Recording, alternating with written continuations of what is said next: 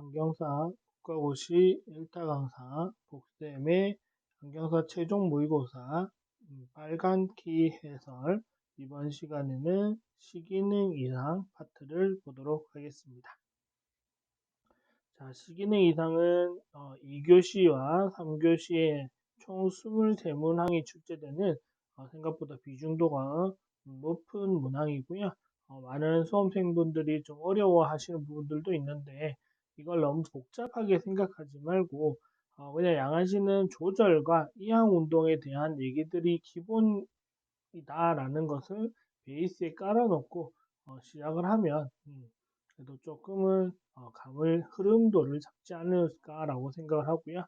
한번 전체적인 내용을 한번 보도록 하겠습니다. 자, 그럼 시작할게요.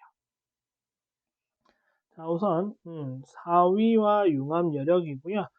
우리가 시기능 이상에서 중요하게 다루는 것 중에 하나가 사위인데, 자, 사위라는 것은 사위와 사시는 달라요. 뭐가 다르냐? 사위는 융합이 가능하고요. 얘는 융합이 되고 얘는 융합이 되지 않는다라는 거고요. 융합이 안 되면 융합의 다음 단계인 입체시 단계가 안 되겠죠. 그리고 사위는 융합이 되다 보니까 양한시 기능 가능 여부 또는 입체시 기능, 입체시 가능 여부로 판단할 수도 있죠. 융합이 안 되면 입체시 단계로 넘어갈 수가 없다 보니까 입체시 능력치가 굉장히 떨어지게 된다라는 거고요. 자, 다음에 종류 내사위, 외사위, 상사위, 하사위 이렇게 있는데 상하사위 같은 경우는 뭐 영어로 적어준 일은 잘 없지만 내외사위는 영어로 적어준 경우들도 있어서 봐두시는 게 좋을 것 같고요. 자, 사위는 기본적으로 융합이 된단 말은 정의가 된다라는 말입니다. 그래서 융합하기 위해, 즉 정의로 보이기 위해서 눈이 움직이는 건데 그때 움직이는 게 외전 또는 계산하는 눈이죠. 내사위는 기본적으로 안에 있다라는 뜻이잖아요. 근데 걔가 정의처럼 보이려면 안에 있다가 바깥쪽으로 돌아가야 정의가 될 수 있는 거죠. 그래서 무조건 밖이라는 생각으로 해서 뒤쪽으로 바깥으로 아예 나가 있다 생각을 하시면 어려워지고요. 우리가 그냥 움직임만 보면 안쪽에 있다가 중심으로 가는 것도 움직임 방향으로는 바깥쪽이니까 밖으로 도는 거구나 이렇게 보실 수 있습니다. 이 기억을 꼭 해놓으셔야지만 나중에 유발사위 할 때 헷갈리지 않습니다. 자, 반대로 외사위는 눈이 밖으로 돌아가 있기 때문에 융합하기 위해서 또는 정의가 되기 위해서 내전, 폭주하는 눈이 되는 거죠. 자, 이거 두 개 개념 확실히 구분하셔야 되고요. 상하사위는 그냥 이런 반대 개념만 가지고 있다 정도만 기억하시면 되고 내외사위가 대부분 문제들로 나오기 때문에 정확하게 보고 판단하실 수 있어야 됩니다. 자, 사위를 알면 융합 여력을 이제 같이 알아야 되죠. 왜? 사위를 융합하기 위해서 눈이 벌어졌던 그 힘이 뭐냐면 여력이 되니까. 그래서 융합 여력이라는 거는 사위를 이겨내고 융합할 수 있도록 만들어주는 운동성 융합력을 우리가 말합니다. 운동성 융합력, 이때 말하는 운동성 융합력은 폭주와 계산이 있죠. 그리고 이 폭주와 계산을 합쳐서 우리는 뭐라 부르죠? 이항운동이라고 부르죠. 이항운동이라고 부르니까 이렇게 여러 가지 이름으로 나올 수도 있고요. 이항운동이 영어로 뭐냐면 영어로 버전스입니다. 영어로 버전스예요. 그러니까 버전스 검사, 이항운동 검사, 폭주 계산 검사, 운동성 융합력 검사 다 같은 표현일 수 있다라는 겁니다. 자, 그리고 수평 방향의 융합력이 수직 방향보다 압도적으로 높다라는 거. 그래서 수직 방향에 대한 융합력은 크게 측정하지 않습니다. 왜냐? 흐린 점이 어차피 거의 드러나지 않을 뿐더러 몇 프리즘 안 가도 분리점이 바로 나타나기 때문에 그게 의미가 없어서 측정을 잘 안 하게 되니까 임상에서는 측정할 수 있지만 국시에서는 크게 언급을 안 할 거라는 얘기입니다. 자, 그래서 내사위는 항상 정의가 되기 위해 융합을 해야 되니까 계산의 부담을 가지죠. 정의가 되기 위해서 눈이 밖으로 돌아야 되니까 계산의 부담을 가지게 된다. 근데 이때 계산 여력의 값이 필요하죠. 그래서 내사위는 베이스인의 값이 좋아야 되는데 그렇지 못하겠죠. 얘가 필요하지만 좋지 못하니까 눈이 안으로 모여 있는 상태다 이렇게 생각하셔도 되고요. 그다음에 외사위는 폭주 부담을 가지고요. 그러니까 폭주 여력의 값이 필요하다. 베이스 아웃의 값이 필요하다라는 겁니다. 자, 이거는 교정이랑 다르잖아요. 내사위 교정은 베이스 아웃으로 하고요. 필요한 필요값은 베이스 인이 됩니다. 얘가 필요한 거는 베이스 인인데 그게 없으니까 얘가 부족하니까 얘를 놔두고 그냥 얘로 교정을 해주자 이 소리거든요. 근데 왜 베이스 인으로 교정 안 하고 베이스 아웃으로 교정합니까? 라는 건데 이거는 베이스 인이 부족해서 눈을 움직일 수 있는 힘이 별로 없다 보니까 눈을 안 움직이게 해주자라는 것 때문에 그냥 베이스 아웃으로 교정해 준다라는 겁니다. 이 부담감을 덜어주기 위해서 부담을 줄여서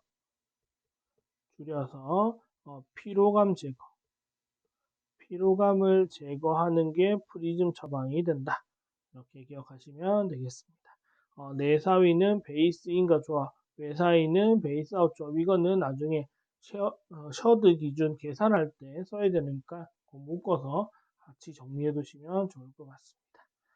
자, 이제 다음에는 이제 슬라이드 한 4개 정도가 사이 검사에 대해서만 나올 텐데요.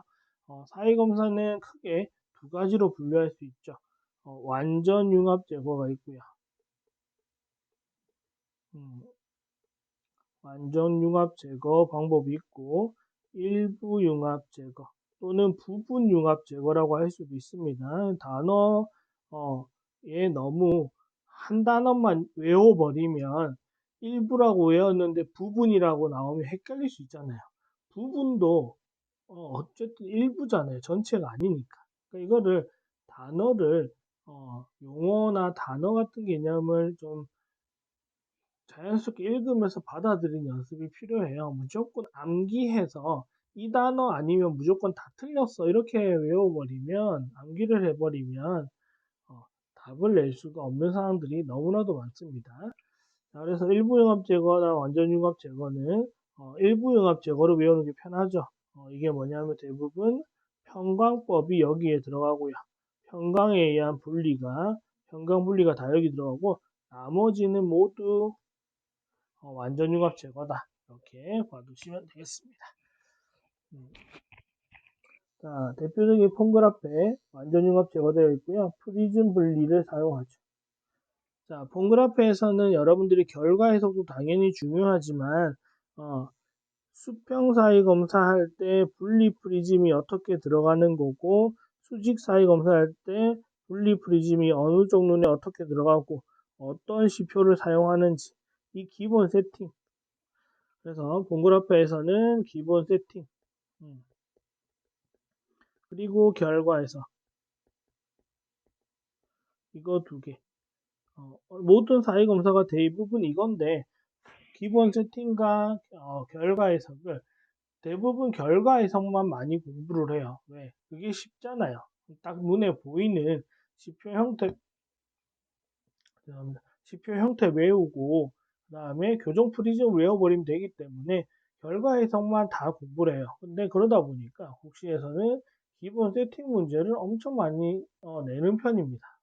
그래서 귀찮고 하기 싫더라도 기초부터 개념을 못 잡으시면 여러분들 답을 틀릴 수밖에 없다라는 거. 그리고 기본 세팅을 볼 수 있는 눈이 생겨야지만 혹시나 좌우안을 보는 방향을 바꾸는 경우에 여러분들이 실수를 안 할 수 있습니다. 답을 맨날 결과에 대한 그림만 외워버리면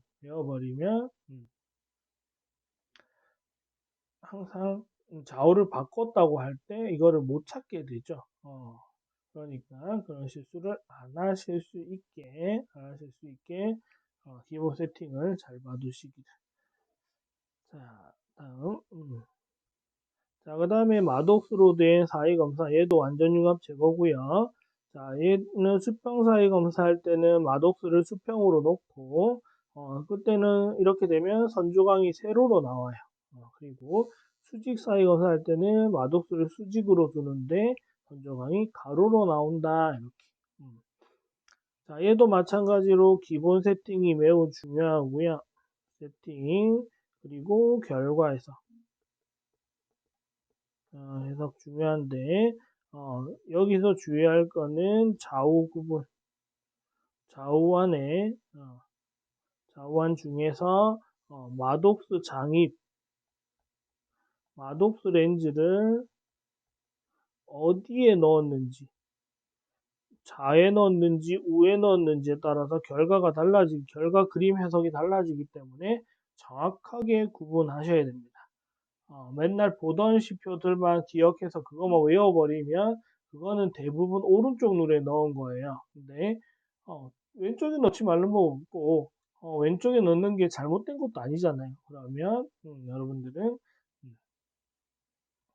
좋은 것 쉬운 문제를 놓칠 수 있는 상황이 된다라는 겁니다. 그래서 정확하게 구분하시는 게 필요합니다. 이거 결과에 대한 그림 해석을 제가 영상으로 많이 올려놓고 기출문제 풀이집에도 많이 올려놓았으니까 그냥 이론만 설명하고 넘어갈게요. 자, 다음 평광십자시표 일부 또는 부분 융합 제거가 되고요. 평광렌즈로 분리하죠. 자, 평강렌즈 분리하는 거는 얘도 중요한 게 있죠. 모양을 잘 보셔야 돼요. 자, OD와 오른쪽 눈과 OS가 보는 모양. 지금 이렇게 나타낼 수도 있고 이 그림을 가지고 반대로 이렇게 줄 수도 있어요. 이거는 몰라요. 이렇게 줄지 모르기 때문에 문제에서 설명해 주는데 그대로 보셔야지 문제 설명을 보지도 않고 내가 그냥 아는 그림으로 풀어버리면 틀릴 수밖에 없습니다. 자, 그리고 여기 뭐 45평강, 135평강이라고 선이 이렇게 보인 수가 있냐라고 생각할 필요 없습니다. 이거는 평강렌즈의 방향은 정해져 있고요. 지금은 대부분 많이 쓰이진 않지만 세로와 가로로 구분하는 그림들도 있습니다. 이렇게 있으면 그냥 오른쪽이 보는 거, 왼쪽이 보는 거를 그냥 정해졌으니 그것만 가지고 판단하시면 돼요. 이걸 너무 생각을 많이 섞으면 여러분들이 틀릴 수밖에 없습니다. 그래서 문제에서 주는 거를 가지고 정확하게 문제에서 시키는 대로만 하면 실수 없이 하실 수 있습니다. 절대 어려워하지 마시고 제발 쉽게 풀려고 내가 외운 게 몇 번 맞았다고 내가 외우는 방식이 다 맞는 거가 아닐 수도 있다 보니까 좌우안이 어떻게 보는지 정확하게 구분한 다음에 답을 내시는 것을 추천드리겠습니다.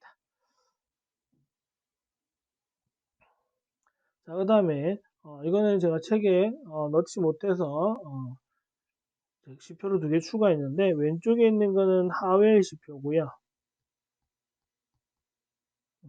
오른쪽은 크로스링. 자, 하웰 시표는 지금 우한이 위에 거, 좌한이 밑에 거보다 돼 있잖아요. 그래서 보통 오른쪽 눈에 보통 뭐 3프리즘이든 6프리즘이든 상관없어요. 프리즘량은 이거에 베이스 위에 거 보려면 베이스 다운을 넣어야 되죠. 다운을 넣어야지만 오른쪽 눈이 위에 거 보죠. 이렇게 했을 때 이렇게 해서 분리를 시키는 거고요. 분리를 시킨 다음에 이 화살표가 가리키는 숫자가 편이 사위량이라고 생각하시면 되는데 이 파란색 왼쪽으로 갔으니 원래 오른쪽 게 이쪽에 있어야 오른쪽으로 가야 이쪽으로 가야 동측이고 이렇게 가면 교차잖아요. 그래서 반대쪽으로 갔으니까 교차성 묵시가 되죠. 교차성 묵시가 되면서 외사위가 되고요. 자, 이쪽이 홀수 쪽이 되면, 이렇게 와서 홀수 쪽이 되면 동측성 복시가 되면서 사위로 판정받을 수 있고, 위에 나와 있는 숫자들이 프리즘 양이, 사위 교정 프리즘 양이 된다라는 거 체크하실 수 있습니다. 이것도 꼭 나오면 잘 받으시면 좋고요. 그 다음에 크로스링 같은 경우는 우아는 여기 레드고요. 보통 얘는 그린이에요. 그래서 얘는 정록으로 구분하는 거죠. 정록에 대한 필터 렌즈를 쓰죠. 필터 렌즈를 보조 렌즈로 씁니다. 보조 렌즈로 쓰는 검사가 되겠습니다. 그래서 정록 RF와 GF 렌즈를 GF 보조 렌즈를 사용하는 검사는 대표적인 게 워스 4점 검사, 억지 의무 검사가 있고요. 두 번째는 크로스링 4위 검사가 있습니다. 그래서 얘도 마찬가지로 원을 기준으로 이 더하기, 오른쪽 눈이 보는 더하기 모양이 어느 방향으로 갔냐는 거니까 결과 해석은 어렵지 않아요. 결과 해석 자체는 4위 검사에 대한 결과 해석 자체는 똑같습니다. 마독수랑 똑같다고 볼 수도 있어요. 이 원을 점광원이라고 보고 이 더하기 모양을 선조광이라고 보면 마독수에 의한 선조광이라고 보면 마독수랑 똑같잖아요. 그러니까 다를 건 없습니다. 대신 색깔이 들어갔다라는 색깔로 분리했다는 것 빼고는 차이점은 없다라는 거. 그래서 다이검사 어떤 게 나오더라도 당황하지 마시고 대신 좌우에 어떻게 세팅 값이 중요합니다. 좌우 세팅 값이 매우 중요합니다. 세팅 값을 잘 보는 거. 얘만 잘 봐도 한 90%는 틀리지 않게 될 겁니다. 여러분들 문제를 많이 푼 상태이기 때문에 충분히 그 정도는 하실 수 있을 겁니다. 다음. 자, 이제 프리즘 처방을 하기 위한 프리즘 처방을 위한 공식이 두 개가 나와요. 공식이 두 가지가 나오는데 쉐어드 또는 뭐 셔드 기준이라고 하는 것과 퍼시발 기준이 있죠. 이렇게 두 가지가 있는데 쉐어드 또는 셔드는 사위량과 폭주 계산의 여력을 고려한 방식입니다. 그래서 사위량의 2배 이상 크거나 같으니까 2배 이상의 여력이 있으면 처방이 필요 없답니다. 그래서 이 2배 이상이 되려면 계산했을 때 0 또는 마이너스 값이 나오면 처방이 불필요하다. 왜? 여력이 더 좋은 거기 때문에 여력이 더 많다는 의미를 가져서 처방할 필요가 없다라는 거고요. 플러스 값이 나오면 처방해야 된다라는 겁니다. 처방해야 된다. 그래서 아까 문제에서 첫 번째 사위 얘기할 때 내사위는 계산 여력이 중요하고 외사위는 융합 여력이 아니라 폭주 여력이죠. 폭주 여력이 중요하다라고 나왔습니다. 그래서 여기 수치값을 넣을 때 계산 여력이니까 베이스인 값을 넣으면 되고요. 얘는 폭주 여력이니까 베이스 아웃 값을 넣으면 되죠. 정확하게는 PRC 값을 넣고요. 얘는 NRC 값을 넣어주면 되는 거죠. 이렇게 넣어서 계산해 주시면 됩니다. 어렵진 않고요. 계산 자체는 우리가 지금 안경사 국가고시 공부하는데 계산 자체가 복잡한 문제는 솔직히 없습니다. 그냥 분수 더하기 빼기 곱하기 나누기이기 때문에 분수 형태의 이런 문제이기 때문에 계산 자체가 어려워서 못한다라는 거는 어떻게 보면 대학 공부에서 핑계일 수밖에 없고요. 이거는 제가 봤을 때는 연습을 하면 이 정도의 산수 능력치는 연습을 하면 누구나 할 수 있다라고 저는 생각합니다.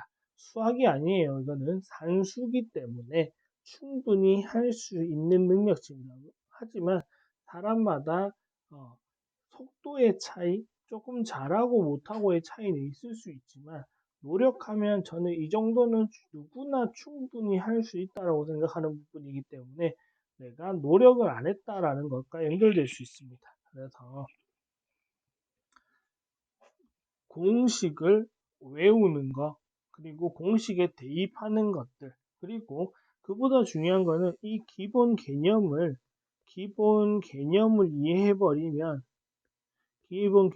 이해해버리면 내가 수학적인 거, 상수적인 거 싫어한다 그러면 밑에 공식으로 안 쓰고도 답을 낼 수 있는 부분들이 나오게 됩니다. 여러분들이 그거는 하다 보면 보이게 되는데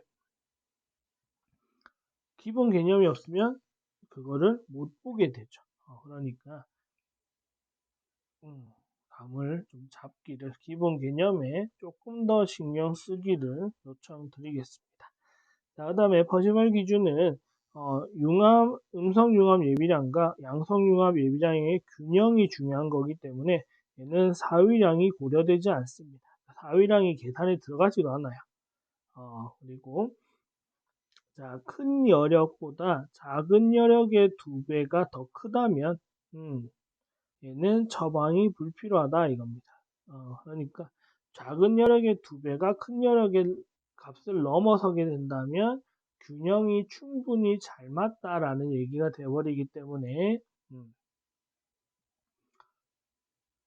이럴 때는 처방할 필요 없다라는 거고요. 그래서 공식은 큰 거 빼기 작은 거의 2배에서 빼주면 되고요. 똑같이 3으로 나누면 됩니다. 그래서 얘는 처방할 때 만약에 처방을 하게 된다면 큰 거의 방향으로 처방을 합니다. 로 처방. 4위가 중요한 게 아니에요. 큰 거의 여력 방향의 베이스 방향을 가지고 처방하게 됩니다. 4위랑 반대라도 상관없습니다. 4위를 신경 쓰지 않기 때문에 그건 의미 없습니다. 그래서 큰 여력의 방향으로 처방하시면 됩니다. 실수하지 마시고 공식 연습 꾸준히 하셔가지고 매년 나왔죠. 셔드가 나올지 퍼시발이 나올지 모르지만 매년 무조건 한 문제는 나왔었습니다. 그러니까 1점이라도 아쉬운 분들은 하셔야죠. 어쩔 수 없이 하셔야 되니까 보시기를. 자, 다음에 또 다른 공식에 나타나는 공식으로 풀 수 있는 문제 AC 대입인데요.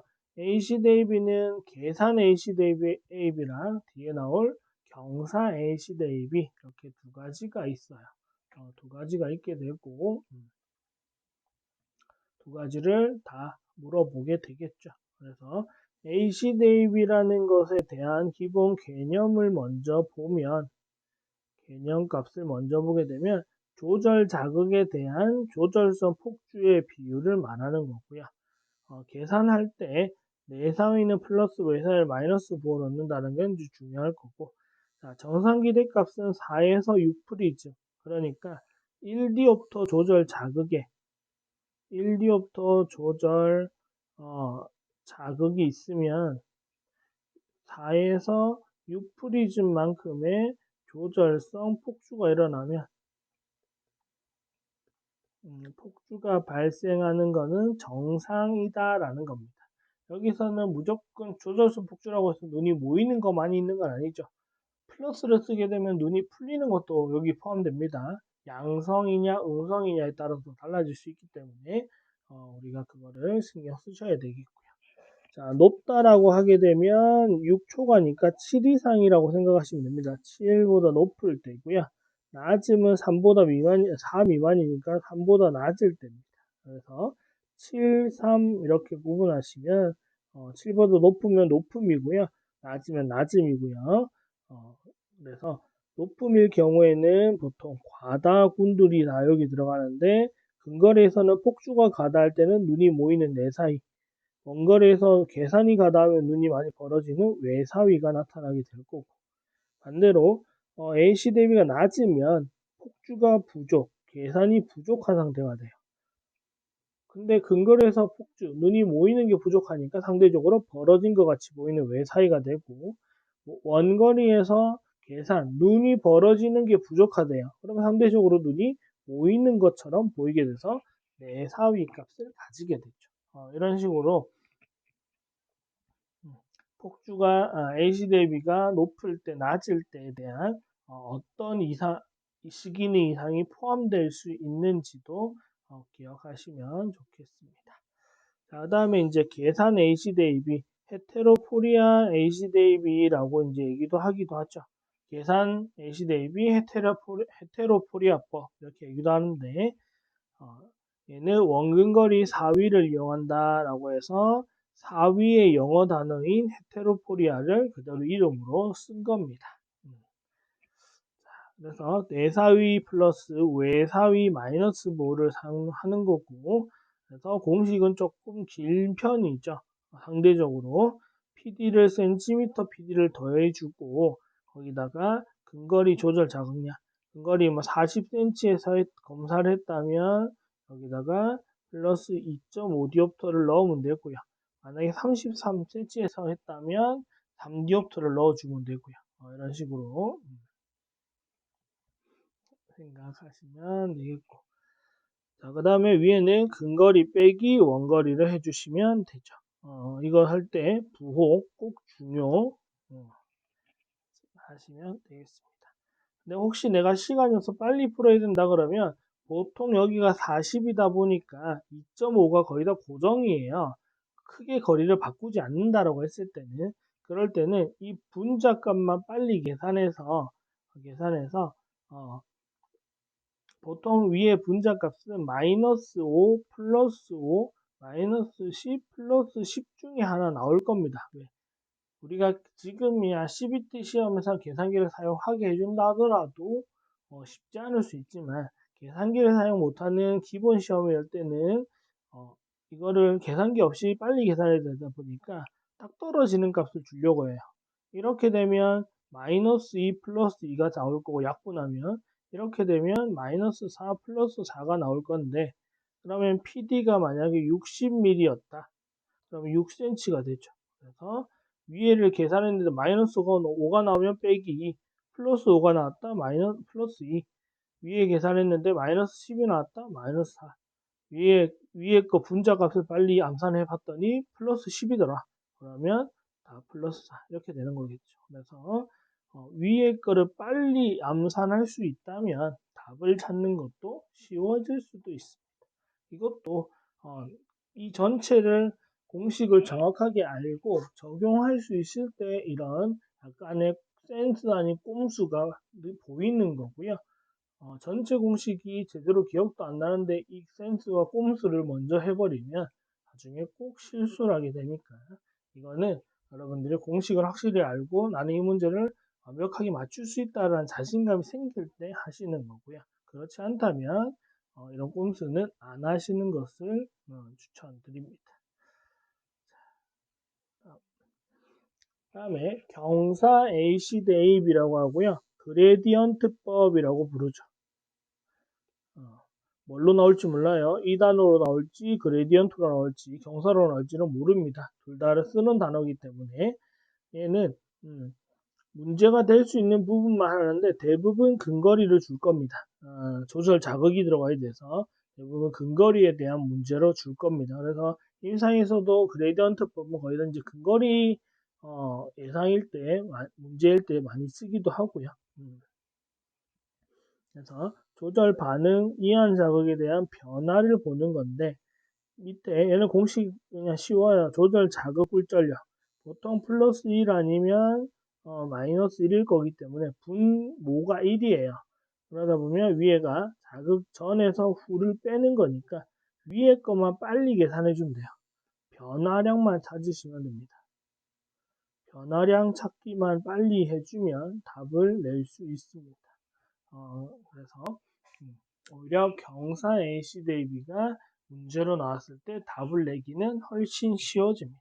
근데 이걸 경사로 풀어야 되는지 계산으로 풀어야 되는지 어떻게 아나요? 라고 하는데 경사 그레디언트 문제가 되려면 여기에 뭐 플러스 1 렌즈든 마이너스 1 디옵터 렌즈든 장입 후 사이 값이라는 값이 장입 후 사이라는 내용들이 나오면 이거는 그레디언트고요.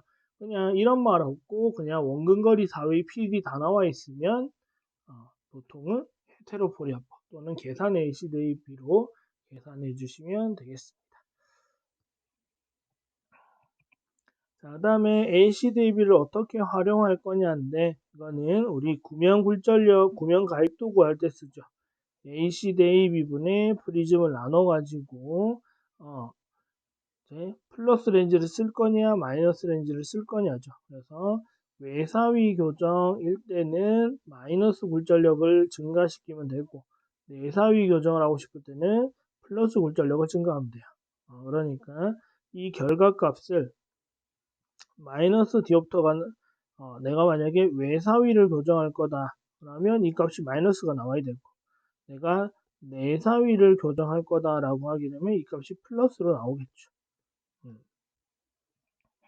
이것도 알고 계시면 좀 좋습니다. 많이 나오니까 문제로 많이 나옵니다. 어, 반복적으로 기출문제도 나와 있으니까 풀어보시고 실수 없이 답을 내셨으면 좋겠습니다. 자, 이제 그 다음에 이제 그래프고요. 자, 그래프는 돈더스 라인이라고 하는 기준선이죠. 돈더스 라인. 그 다음에 PL, 포리아 라인이라고 해서 4위선이에요. 4위선. 헤테로포리아인데 그냥 포리아라고 써도 우리가 4위라고 읽어냅니다. 그래서 포리아 라인의 약자인 PL선으로 나타내고요. 그 다음에 조절 자극량이 바닥선에서 0이란 말은 여기가 원거리 개념이고요. 여기 플러스 2.5니까 40cm 근거리 선입니다. 여기가. 그리고 그래프에서 오른쪽은 수평에서 오른쪽은 베이스와 폭주 방향이고요. 왼쪽은 베이스인 계산 방향이 된다라는 거. 그래서 돈더스 라인보다 4위선이 어느 방향에 있는지 그리고 아래쪽이 문제인지 여기 위에 점선 쪽이 문제인지를 가지고 벌어져 있는지를 가지고 계산 문제인지 폭주 문제인지를 빨리 찾을 수 있는 센스만 있으면 이 그래프 문제의 답은 너무나도 직관적으로 보이게 될 겁니다. 그래서 나올 수 있는 그래프는 이렇게 총 6가지밖에 없고요. 제일 쉬운 건 기본형이죠. 기본형은 둘 다 이렇게 간격이 일정하게 나아가요. 너무나도 사이가 좋아 보여요. 사이가 좋아 보이는 거는 기본형입니다. 기본형인데 사이가 다 내사이라면 기본 내사이고요. 사이가 외사이라면 기본 외사이죠. 이걸 뭐 방향으로 외우고 싶으면 돈더스보다 오른쪽에 있으면 기본 내사위, 돈더스보다 왼쪽에 있으면 기본 외사위 이렇게 뭐 외우고 싶다면 그렇게 외우는 것도 뭐 방법이 될 수도 있겠다라는 거고요. 자, 그 다음에 폭주 두 문제, 계산 두 개인데 폭주는 잘 보시면 바닥은 크게 문제가 없어요. 즉 바닥은 원거리이기 때문에 문제 안 생깁니다. 대신 위로 올라오면서 벌어져요. 위쪽으로 올라오면서 벌어지다 보니까 여기 점선이 있는 부분에서 보통 벌어집니다. 그래서 벌어지는데 돈더스보다 오른쪽에 있으면 폭주가 잘 되는 거. 돈더스보다 왼쪽에 있으면 폭주가 안 되는 거죠. 그래서 폭주가다, 폭주부죠. 이렇게 구분할 수 있고. 그 다음에 계산 문제는 점선은 문제 없어야 되고 이 바닥선이 벌어져야 되죠. 그러다 보니까 어쩔 수 없이 계산은 X자형이 그려집니다. X자 형태가 만들어지게 됩니다. 어쩔 수 없이 여기가 중간에서 크로스되게 되어 있어요. 그러다 보면 자, 돈더스보다 원거리에서 오른쪽에 있다 폭주가 잘 된다. 근데 계산 문제였으니까 계산이 안 된다죠. 폭주는 잘 된다니까 계산이 안 된다고요. 자, 돈더스보다 왼쪽에 가 있다 계산이 잘 된다. 폭주는 안 된다죠. 그러니까 계산이 가다한 거고요. 그래서 그림을 보고 직관적으로 보고 어디가 벌어졌는지 근거리인지 원거리인지를 빨리 눈치채셔야 되고 근원거리가 기본형처럼 둘 다 문제다? 그러면 기본형이고 위에가 벌어졌다? 폭주 밑에가 벌어졌다? 계산 X자가 그려졌다? 계산 겹치지 않는다? X자가 안 그려진다? 폭주 이런 식으로 자기만의 기준을 제가 설명드린 걸 가지고 본인만의 이걸 읽어내는 기준을 빨리 찾으실 수 있으면 아마도 문제가 나올 것 같은데 왜냐면 작년에 안 나왔거든요. 36회 나오고 37이 안 나오고 그러면 38회는 중요한 문제다 보니까 한 번 정도 더 나오지 않을까 하고 생각해서 나왔을 때 답을 실수 없이 찾으셔야 되겠습니다. 중요하게 잘 봐두시고 이제 두 개 슬라이드 2장 정도 남았는데요. 시기능 이상 분석, 타각적 증상이라고 나와 있죠. 자, 이거는 폭주 2개, 계산 2개, 조절 2개 이렇게 해서 총 6가지로 나와요. 시기능 이상은 총 6개입니다. 6개. 둘둘둘이에요. 폭주 2개, 과부, 계산 2개, 과부, 조절 2개, 과부 이렇게 해서 둘둘둘로 나뉘는데 자 이렇게 빨리 보셔야 됩니다. 폭주 문제죠. 폭주 문제니까 근거리 문제, 계산 문제네요. 원거리 문제. 자 이게 임상에서는 이렇게 100% 적용을 못합니다만 우리는 임상 공부를 하는 게 아니잖아요. 지금 국시 시험을 치는 거기 때문에 국시는 임상에서 생각해야 될 변수를 다 적용을 못해서 그냥 딱 틀에 박힌 형태가 정해져 있습니다. 그렇다 보니까 폭주는 근거리 문제고요. 계산은 다 원거리가 이상이 있다고 다 설명을 해줄 거예요. 그래서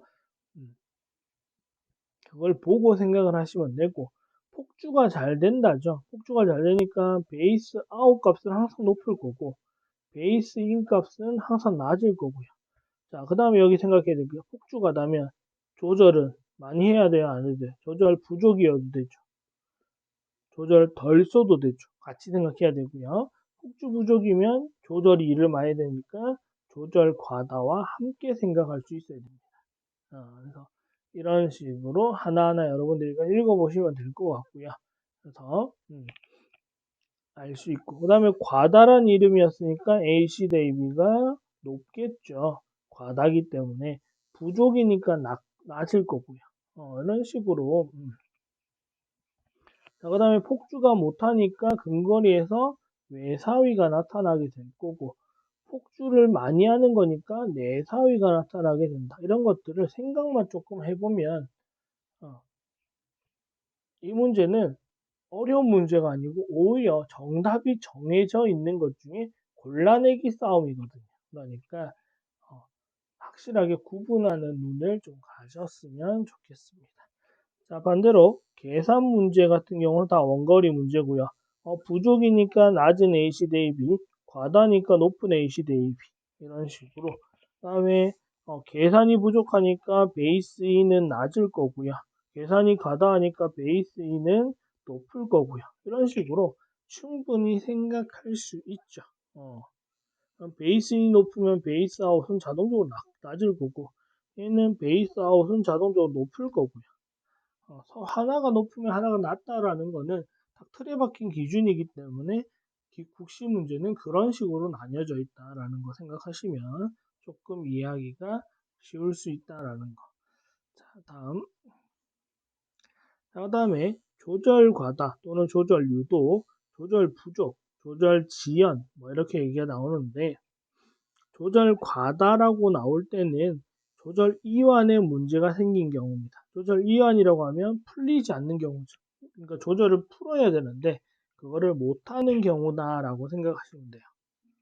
그러니까 조절 과다라는 게 많이 하고 있는 것도 맞는데요. 근데 많이 하고 있는지 안 하고 있는지를 어떻게 하냐면 하지 말라고 했을 때 승질 내면 싫어하면 많이 하고 있는 거죠.